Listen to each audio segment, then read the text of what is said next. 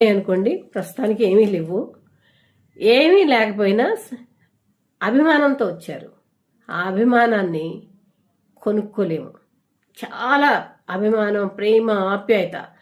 ఆ రోజు నుంచి మమ్మల్ని ఇక్కడ ఈ చుట్టుపక్కల వాళ్ళు బాలయ్య అభిమానం అని చెప్పేసి ఎక్కువ గౌరవించడం మొదలుపెట్టారు.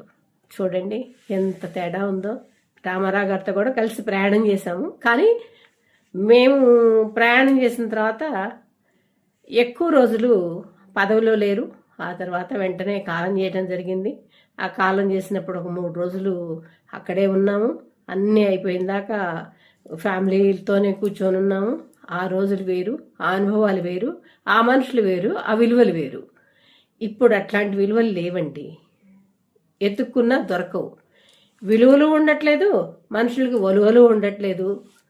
ఏదేమన్నా కానీ, ఏది కామెంట్ చేసినా కానీ ఏది ఎక్కడికి పోద్దో అర్థం కావట్లేదు. కాబట్టి మనం తగు జాగ్రత్తగా మాట్లాడుకోవటమే మంచిది. బాలయ్య మాత్రం మాకు బాగా శక్తినిచ్చారు. అతని మాటల, అతని పలకరింపు, అతని మాట్లాడిన విధానం, మా పట్ల చూపించిన ప్రేమ అనురాగాలు నేను ఎప్పటికీ మర్చిపోలేను. జీవితాంతం బాలయ్యకి మాత్రం మేము రుణపడి ఉంటాం. మమ్మల్ని మాత్రం చాలా బాగా ఎంతమందిలో ఉన్నా కానీ సుగుణ రా అని పిలుస్తారు. చక్కగా మాట్లాడతారు. వచ్చినందుకు థ్యాంక్స్ అని చెప్తారు. ఏదన్నా సందర్భంలో వెళితే అసలు థ్యాంక్స్ చెప్పాల్సిన అవసరం లేదండి. ఆహ్వానిస్తారో వెళ్తాము, లేకపోతే అవసరం వచ్చింది వెళ్తాము. దానికి థ్యాంక్స్ అక్కర్లేదు కదా. పెద్దవాళ్ళకి కాళ్ళకి నమస్కారం పెడతారండి. చాలా విజ్ఞతతో ప్రవర్తిస్తారు. చాలా అంటే చాలా విజ్ఞత. అది అందరికీ అర్థం కాదు. ఏం చెప్తాంలేండి, ఎవరిష్టం వాళ్ళది.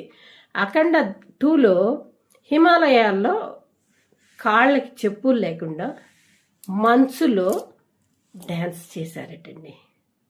టెక్నీషియన్లు వాళ్ళకి కళ్ళ నీళ్ళు వచ్చినాయంట. అంత కష్టపడతాడంటండి.